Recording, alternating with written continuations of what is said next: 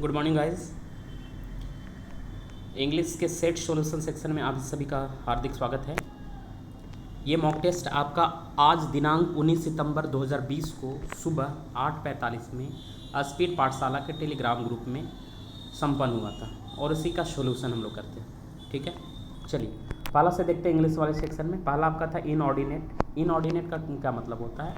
Inordinate का मतलब होता है जितना एक्सपेक्टेड है उससे अधिक, यानी एंड साइनो देखेंगे तो साइनो हो जाएगा आपका एक्सॉर्बिटेंट हो जाएगा, एक्सट्रीम हो जाएगा, अनड्यू हो जाएगा। आपको चाहिए था इसमें एंड तो वो क्या होगा? रीजनेबल होगा, यानी जो क्या हो, लॉजिकल हो, जो व्यवहारिक हो, प्रैक्टिकल हो, प्रैग्मेटिक हो, वो है रीजनेबल। तो इनऑर्डिनेट का क्या होगा? एंटो हो जाएगा रीजनेबल। तो ऑप्शन एपल के साथ जाएंगे। ठीक है, अगला सेकंड में आपको रॉन्गली स्पेल्ड वर्ड खोजना था और रॉन्गली स्पेल्ड वर्ड है वो कर्सरी है। रॉन्गली स्पेल्ड आपका कौन सा वर्ड है?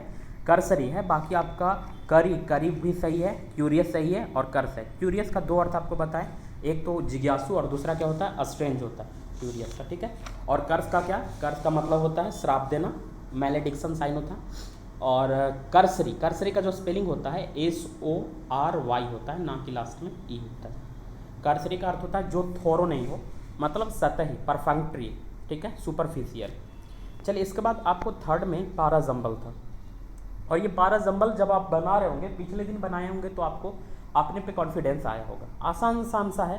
देखिए क्या था इसमें, पाराजम्बल के हर एक पॉइंट को पढ़ेंगे ना तो आपको एक चीज़ समझ में आएगा। सेपरेटली हर एक को पढ़ लीजिएगा तो समझ में आएगा। ये बात हो रहा था, इसमें किसी नॉवेल का बात हो रहा था और ये नॉवेल था किसके द्वारा लिखा गया था? चार्ल्स डिकेंस के द्वारा। और उसी में एक कैरेक्टर है पिप नाम का, उसके बारे में बात की गई थी। ठीक है, तो देखिए क्या था, सबसे पहले तो हम इंट्रोड्यूस करेंगे नोवेल को और नोवेल में उसके बाद कैरेक्टर को करेंगे और उसके बाद कैरेक्टर को क्या करेंगे? एक्सप्लेन करेंगे। तो सबसे पहले देखिए कहाँ पे नोवेल की बात हो रही है। तो पहला देख रहे हैं आप, बी ऑप्शन में देखेंगे तो बी ऑप्शन में कह रहा था great expectations is a novel by Charles Dickens, यानी ये नोवेल किनके द्वारा लिखा गया है? चार्ल्स डिकेंस के द्वारा लिखा गया है। ठीक है, अब उसके बाद में बात करेंगे जो ये नोवेल है किसके बारे में है और कब का है। दो चीज़ें, ये नोवेल कब का है और किसके बारे में है। तो सबसे पहले हम देख लेते हैं कि नोवेल कब का है, क्योंकि आप देख रहे हैं एकमात्र बी से स्टार्टिंग होने वाला कौन सा है? ऑप्शन सी है। एक तो बताए हैं कि आप ऐसे समझ गए ना, तो बस बी मार के निकलिए, आपका आंसर सही ही होने वाला है। ठीक है, तो यहाँ पे बी के बाद में क्या करेगा? The novel is set in Kent and London in early 19th century, 19वीं सदी का है। उसके बाद में क्या? D, it depicts the personal growth and development of an orphan named पिप।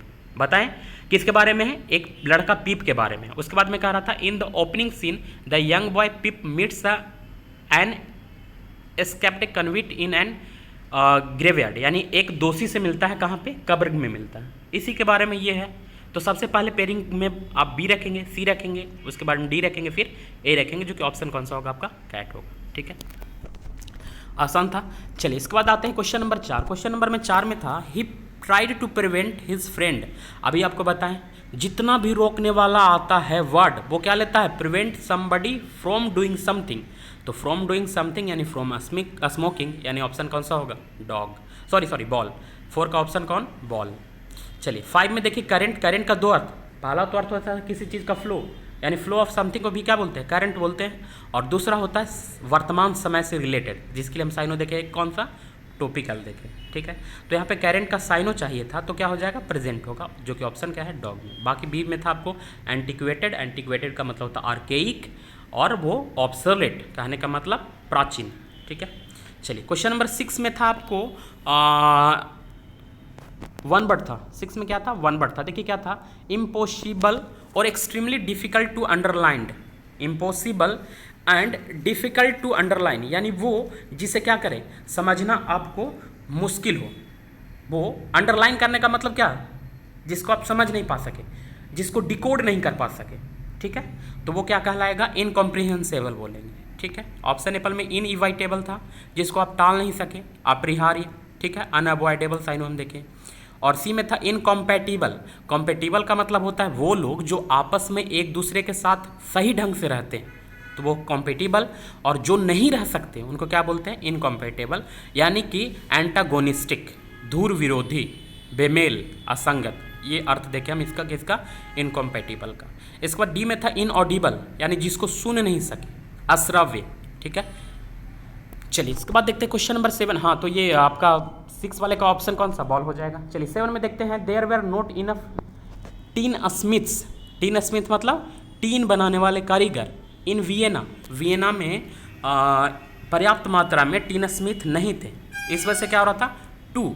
अब टीन स्मिथ का क्या काम होगा भाई, तो कंपोज करना तो होगा नहीं, कंपोज क्या करता है, राइटर कंपोज करेगा, एग्जीक्यूट नहीं होगा ना एकम्प्लिस होगा, जो होगा वो आपका क्या होगा, मैन्युफैक्चर होगा। और मैन्युफैक्चर क्या करना है, लैंटर्न करना है, मतलब लालटेन करना है, किसके लिए, तो स्ट्रीट लाइटिंग के लिए है, यानी कि रोड पे रोशनी के लिए लालटेन बनाना था, मैन्युफैक्चर करना था, निर्माण करना था, इसके लिए वियना में पर्याप्त कारीगर नहीं थे, यानी ऑप्शन सी होगा 7 वाले के लिए, ठीक है।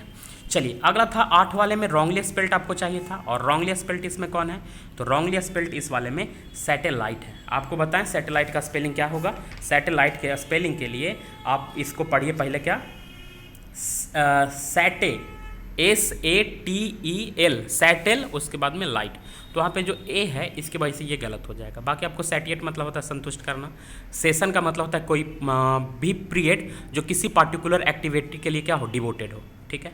और डी में था सेटल, सेटल का मतलब होता है जो 2 चीज़, या तो कर्ज का चुकता करना या किसी समस्या का सोल्यूशन करना, ठीक है।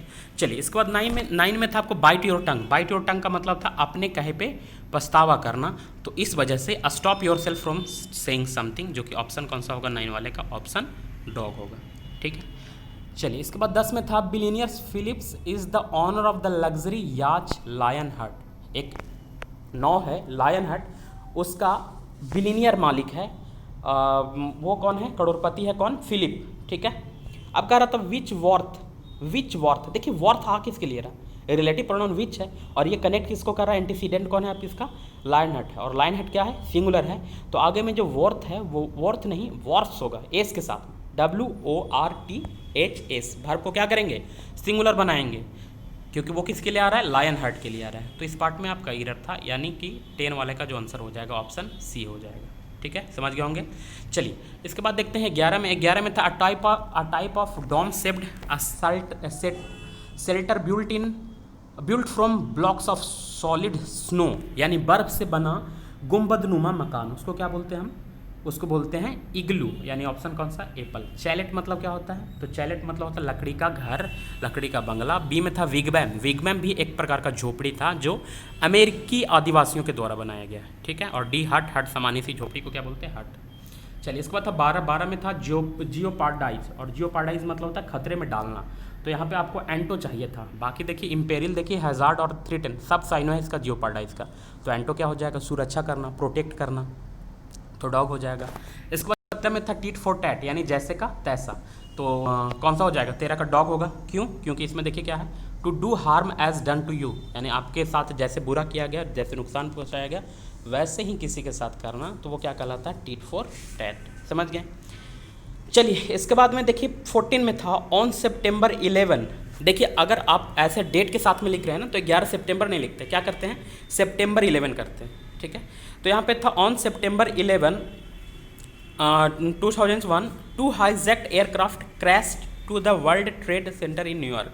क्या हुआ था, 11 सितंबर 2001 को 2 हाईजैक्ट मतलब क्या, विमान का अपहरण, यानी अपहृत विमान थे, उनको वर्ल्ड ट्रेड टावर में सीधा क्या किया गया था, घुसा दिया गया था। और जब हम किसी मोशन के साथ कहीं इंटर करते हैं तो क्या करते हैं, ना तो इन ना तो टू, किसका करते हैं प्रयोग, इन टू का करते हैं, यानी यहाँ पे हो जाएगा aircraft crashed into the World Trade centre, crashed into the World Trade centre, तो ये वाला आपको एरर हो जाएगा, देखिए 14 वाले में, यानी ऑप्शन आपका सी में एरर है, ठीक है। चलिए इसके बाद देखते हैं 15 नंबर में था municipal corporation have started to take blank of the problems of waste management, यानी कि कचरा प्रबंधन, कूड़ा प्रबंधन पे म्युनिसिपल कॉर्पोरेशन यानी नगर निगम ने क्या किया, संज्ञान लेना शुरू किया। और संज्ञान के लिए जो वर्ड होता है वो क्या होता है, कॉग्निजेंस होता है, यानी ऑप्शन आपका बॉल। प्रिसेप्शन का मतलब होता है किसी चीज़ के बारे में धारणा रखना या किसी चीज़ को समझने की शक्ति, ठीक है। और सी में था अटेंशन यानी सावधानी, और डी में था नॉलेज यानी ज्ञान। तो यहाँ पे ये ना तो परसेप्शन, ना तो अटेंशन, ना तो नॉलेज होगा, वो क्या कॉग्निजेंस होगा। किसी चीज़ के बारे में कंप्लीट जानना वो क्या कहलाता है, कॉग्निजेंस बोलता है। चलिए अगला 16 नंबर था, ये भी 12 जंबल का भी आसान था, ठीक है। क्या था देखिए, आपको बताए हैं किसी भी प्रोनाउन से सेंटेंस 12 जंबल में स्टार्ट नहीं करेंगे, यानी इस वाले में ना तो बॉल होता, ना तो कैट होता, ना तो बॉल होता, ना तो कैट होता, ना ही डॉग होता। होता क्या आपका, सबसे पहले ए होता, और ए होने की वजह से दो ऑप्शन मिल पाते आपका, या तो कैट नहीं तो डॉग, ठीक है। ये तो क्लियर हो गया। अब देखिए क्या है, one fine morning a hunter was getting ready to go hunting. क्या हो रहा था, सुबह में जो शिकारी था शिकार पे जाने के लिए तैयार हो रहा था। इसके बाद में जाने से पहले वो क्या करता है, ये बात करेगा ना, निकलना है और जाने से वो पहले क्या कर रहा है, तो before departing he went to see his little baby. तभी तो बच्चे की बात होगी, उसके बाद ही बात होगी ना बच्चे को, बच्चे के साथ में क्या किया है देख, क्योंकि बी और सी में बच्चे की बात हो रही थी। तो सबसे पहले ए करेंगे, ए के बाद में कौन सा ऑप्शन करेंगे, डी करेंगे। ए के बाद में क्या करेंगे, डी करेंगे, यानी ऑप्शन कौन सा आपको, डॉग होगा, ठीक है। 16 आसान था, पढ़ के देखिएगा। चलिए इसके बाद 17 में देखिए क्या है, the shopkeeper asked me where is your car. अब चूंकि रिपोर्टिंग वर्ब आपका क्या है, आस्क्ड है, V2 है, तो एज को किस में चेंज करेंगे, वाज में चेंज करेंगे। और दूसरी चीज़ जो क्वेश्चन है वो आपको किस में चेंज हो जाएगा, नॉन क्लॉज में। कहने का मतलब जो वाज है वो क्या होगा, सबसे लास्ट में होगा। अब खोजना स्टार्ट कीजिए किस ऑप्शन में वाज है, अगर वाज नहीं तो उसको इलिमिनेट कर देंगे। ऑप्शन बॉर कैट में आपका देखिए वाज नहीं तो इसको इलिमिनेट कर दीजिए। और ऑप्शन एप्पल में देखिए क्वेश्चन ही बनाए रखना है, जबकि हमको क्या है, नॉन क्लॉज होना चाहिए, यानी ऑप्शन एप्पल भी खत्म। यानी जो इसका आंसर होगा, the shopkeeper asked me where my car was, ठीक है, यानी ऑप्शन क्या होगा, डॉग। चलिए 18 में देखिए डिलाइटेड एट होता है, किसी चीज़ पर प्रसन्नता। तो यहाँ पे क्या होगा, the boys were delighted at the idea of, यानी at the idea of going to Goa. अब देखिए जो आइडिया है वो भी क्या है, डिफिनिट है। आइडिया क्या है, डिफिनिट है, इसी वजह से आइडिया के साथ में क्या करेंगे, द का प्रयोग करेंगे, यानी 18 वाले का जो आंसर होगा वो आपका बॉल होगा, ठीक है। ये पैसेज काफ़ी आसान था, ये पैसेज काफ़ी आसान था, किसी न्यूयॉर्क के स्टॉक एक्सचेंज के बारे में बात था। और ये क्या था कि एक गिलहरी रहती है, वो वायर काट देती है, ठीक है। और वायर काट देगी तो क्या होगा, जो भी काम होगा, जो चल रहा वो क्या होगा, रुक जाएगा। जो कि काम हो रहा होगा वो क्या होगा, रुक जाएगा। उसी के बारे में ये पूरा पैसेज है। देखिए कह रहा था, trade on the New York stock exchange was to a stand still. Stand still मतलब होता है गतिरोध, रुकना। और इसके लिए जो आइडेमेटिक यूज है, brought to and stand still, यानी कि गतिविधि को रोकना, ब्राउट टू होता है, ठीक है, ब्राउट टू। तो यानी यहाँ पे फर्स्ट वाले में हम ब्राउट का प्रयोग करेंगे, और ब्राउट आपका कौन सा है, ब्राउट ऑप्शन एप्पल में है। समझ गए होंगे। थोड़ा सा यहाँ पे आपको रिलेट करना दिक्कत होगा, क्योंकि आपको ब्लैंक इधर साइड में दे दिया है और क्वेश्चन इधर साइड में। तो देखिए फिर भी करते हैं। Trade on New York stock exchange was brought to a standstill on an autumn's day. अब कब का, 1994 का, तो इन 1994, ठीक है। डेट के लिए क्या करेंगे, इन 1994, यानी सेकंड वाले में इन ही आना चाहिए, और इन आपका कहाँ पे है, ऑप्शन बॉल में है, ठीक है। इसके बाद में अगला में देखिए, the culprit for the outage, the culprit for the outage, यानी ये समस्या के लिए कौन जिम्मेवार था, तो एक गिलहरी जिम्मेवार थी। तो गिलहरी से पहले क्या है, गिलहरी से पहले क्या करेंगे, वाज। इसके लिए कौन जिम्मेवार थी, वाज करेंगे ना, क्योंकि ब्राउट आगे में था, V2 था, तो यहाँ पे करेंगे वाज का प्रयोग। The culprit for the outage was a squirrel that had chewed through a power line, यानी कि जो पावर लाइन था जिससे बिजली की सप्लाई होती थी कंप्यूटर सेंटर में, उसी को क्या किया था, च्यू कर गया था, यानी चबा गया था, ठीक है। अ power line near the computer centre of the, इसके बाद ब्लैंक था, इन ट्रम्बल। देखते हैं 4 वाले में क्या है। 4 वाले में कह रहा था, 4 वाले में आपको सर्च करना था ना, तो 4 वाले में चूंकि बात किसकी हो रही थी, 4 वाले में बात हो रही थी, यहाँ पे एक्सचेंज की बात हो रही थी ना, तो एक्सचेंज की बात हो रही थी, इस वजह से पूरा स्टॉक एक्सचेंज की बात हो रही थी। यानी 22 में किसका, ना तो टाउन, ना तो स्टोर, ना तो बैंक, क्या करेंगे हम, एक्सचेंज करेंगे, स्टॉक एक्सचेंज, यानी डॉग का प्रयोग कर लेंगे 22 वाले में, ठीक है। उसके बाद में कह रहा था, द शट डाउन,